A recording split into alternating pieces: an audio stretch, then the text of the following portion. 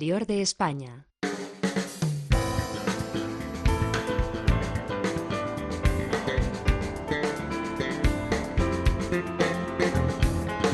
Documentos. Radio Nacional de España. El Canal de Castilla. Navegantes de Interior. El susurro ese, el paso del agua por las trampillas, pues te daba más el sueño. Y entonces eran unas noches que pasabas pues amenas. Amenas, eso no cabe duda.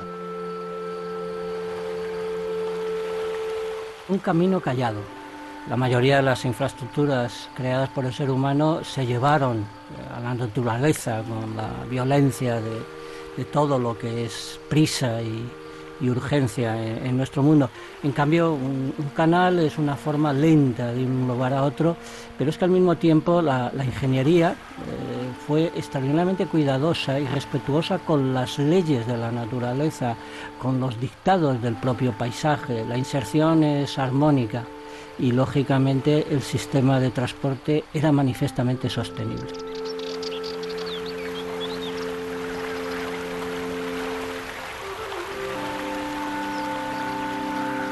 Después llegaba por la mañana el cántico de los ruiseñores y de las aves en todos los arbustos que te cantaban el cántico ese de venir el día, que parece que te daban alegría para empezar la jornada y continuar el día.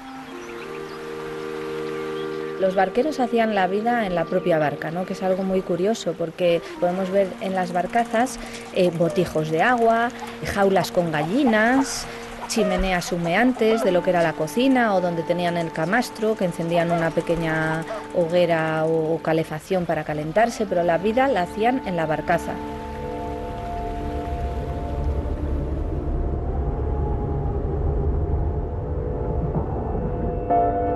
En invierno era muy duro porque es que me pasaba lo siguiente. Llegaba por la mañana, al recoger las cadenas de amarre de las barcas, que se quedaba el hielo pegado en las manos. Accidentes, el único que tenías era que llegabas al hacer el paso de las esclusas, las cubiertas de chapa, con el hielo, pues te resbalabas y al canal. Y romper el hielo, caer y romper el hielo. El canal, desde luego, para nosotros era una vida esclava, pero a la vez muy amena, porque es que teníamos una confianza y un aprecio de los municipios limítrofes exagerada. Eso no nos podemos quejar, podemos estar muy agradecidos de la acogida que nos daban en todos los sitios.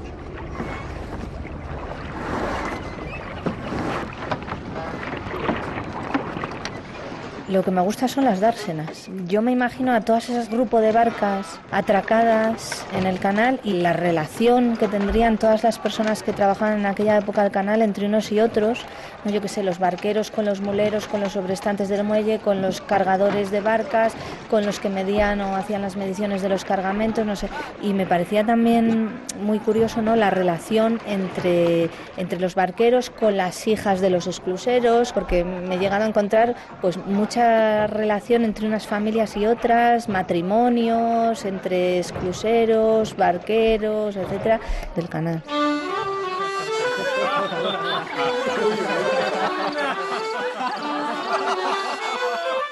La mayor parte de los escluseros pues tenían familia, más o menos en nuestras edades. Y mi hermano, el Alfredo, le gustaba tocar el acordeón. Y el compañero de arreador que llevaba yo, también, Julián Martín. Y llegábamos y preparábamos baile, las chocolatadas y churros y cosas de esas no faltaban. Una familia éramos completamente.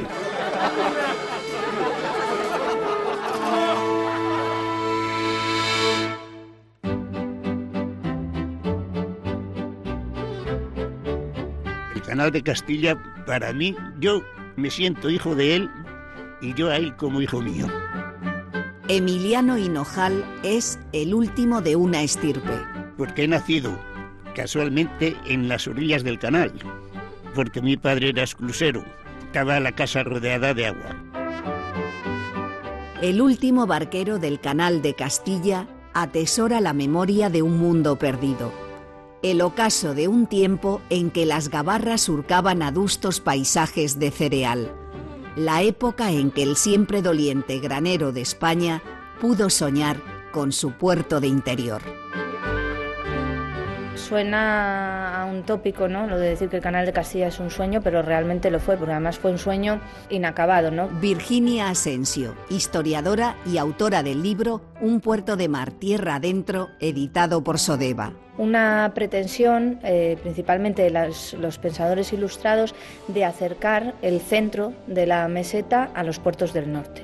Poder dar salida comercial a todo ese excedente que había, principalmente agrario, a través de los puertos del norte, los principales puertos que eran Santander y el País Vasco.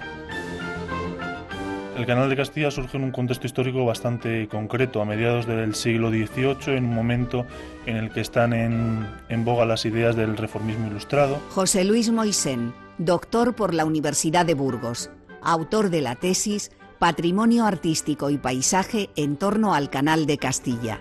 En una pretensión por sacar a España y en particular a Castilla de su secular atraso y decadencia económica.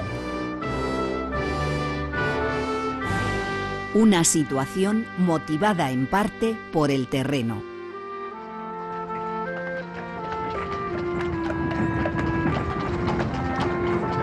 Porque estaba rodeado de cadenas montañosas que evitaban esa salida hacia los puertos del norte, y porque además la red de comunicaciones interior que había era muy deficiente, ¿no? Los caminos eran prácticamente intransitables, especialmente en invierno. Se hacían a través de caminos carreteros con carros tirados por mulas, por animales, ¿no?, por tracción animal, y al chocar con esas barreras montañosas el camino en muchas ocasiones se volvía intransitable. Las conducciones por tierra encarecen demasiado los frutos y todavía en igualdad de precios llegarán más baratos a Santander los granos extranjeros conducidos por agua que los de Castilla por tierra. Informe sobre la ley agraria. Gaspar Melchor de Jovellanos. Aunque la fanega de trigo se vendiese en Palencia a 6 reales, su precio en Santander sería de 22 reales, a pesar de ser el punto más inmediato. ¿Y cuál sería allí el de los trigos de campos tanto más distantes? He aquí lo que basta para justificar la empresa del Canal de Castilla, cuando no los tuviese por el objeto del riego que tanto la recomienda. La preocupación por la mejora de las comunicaciones se remonta a 1509, cuando una real provisión de Fernando el Católico revela la intención, nunca concretada, de hacer navegable el río Pisuerga. 40 años más tarde, el arquitecto Bartolomé Bustamante de Herrera desarrollará un proyecto de canales de riego y navegación alimentados por los ríos Carrión, Pisuerga y Arlanzón.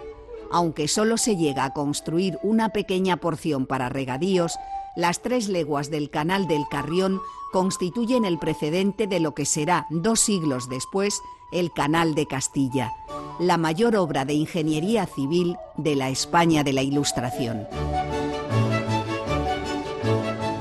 Tenemos que decir que es una obra muy ambiciosa. Estamos hablando de un canal de más de 207 kilómetros. Entonces, no tiene parangón en las obras del momento. Aquí, por ejemplo, en España tenemos el Canal Imperial de Aragón, como obra que se le puede acercar en cuanto a comparación, pero con unas dimensiones bastante más modestas.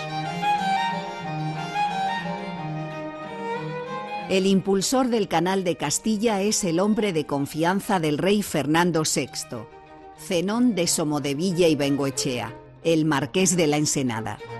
Sabemos que la España de la Ilustración pretendía paliar ese estancamiento, ¿no?, que sufría esa España en ese momento, modernizarla e industrializar el país. Y eso fue lo que pretendió principalmente Ensenada con esta red de canales, además de puertos y de otra serie de caminos que se construyeron en ese momento. El camino de Reynosa a Santander y el camino del puerto de Guadarrama a la Corte, a Madrid. Para diseñar la red de canales que ha de unir estos caminos, el ministro vuelve la vista hacia obras similares que funcionan en otros países europeos. Uno de los referentes que se va a tomar precisamente es Francia, ¿no? Y los canales franceses, sobre todo el de Languedoc. Le ayuda en la tarea un oficial de marina sevillano, Antonio de Ulloa. Se realiza una labor de prospección y, digamos, de espionaje industrial y un poco de captación de las ideas que van a inspirar la concepción primero del proyecto y la construcción posterior del canal.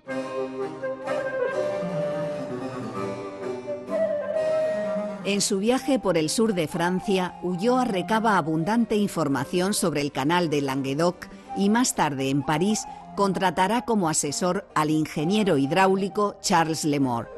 Una vez en España, tras analizar las cuencas del Pisuerga y el Carrión, el experto francés concluye que la construcción es viable. Más aún, el caudal hará compatibles las actividades de navegación y riego. Antonio de Ulloa fue el que redactó el plan general para los canales de navegación y riego, apoyándose en los estudios del ingeniero francés Carlos Lemort. Este canal, en todo su proyecto, se extiende al territorio de Campos y a gran parte del Reino de León, y seguramente presenta la más importante y gloriosa empresa que puede acometer la nación. Gaspar Melchor de Jovellanos. Se verá cómo una más activa y general circulación anima el cultivo, aumenta la población y abre todas las fuentes de la riqueza en dos grandes territorios que son los más fértiles y extendidos del reino, así como los más despoblados y menesterosos. Entonces ese gran proyecto de canales navegables para los reinos de Castilla y de León comprendía hasta 4 ramales. Uno de ellos ni siquiera llegó a iniciarse, que fue el que iba hasta Segovia, y los otros 3, que son los que actualmente se conservan, que serían el ramal del norte, que está inacabado porque no se llegó a ese puerto del norte, sino que solamente parte desde Alar del Rey, el ramal de Campos, que va desde Calahorra de Rivas hasta Medina de Río Seco, y el ramal del sur, desde el Serrón en Grijota hasta Valladolid.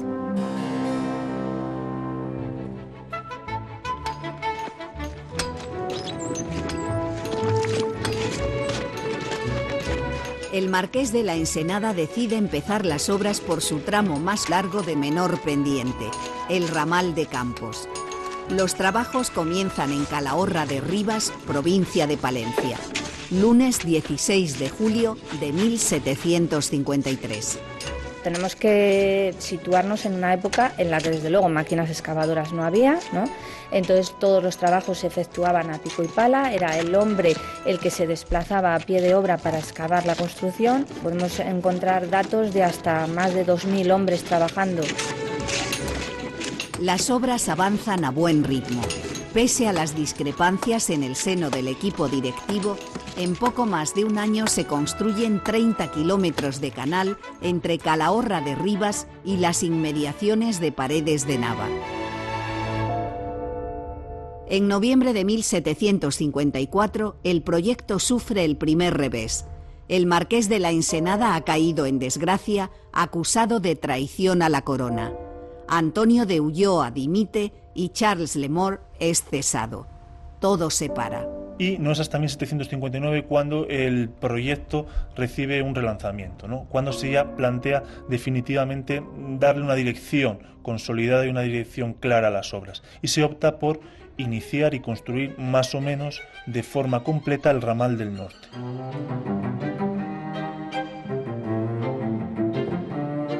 Una comisión de ingenieros replantea el trazado y deja en suspenso el segmento más complejo y empinado que debía llegar hasta las proximidades de Reynosa.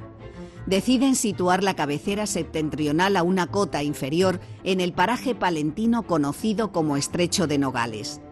En septiembre se reanudan los trabajos en ese punto, ahora bajo la dirección de Juan de Miranda y del ingeniero Silvestre Abarca, que será sustituido por Fernando de Ulloa, hermano del dimitido Antonio de Ulloa.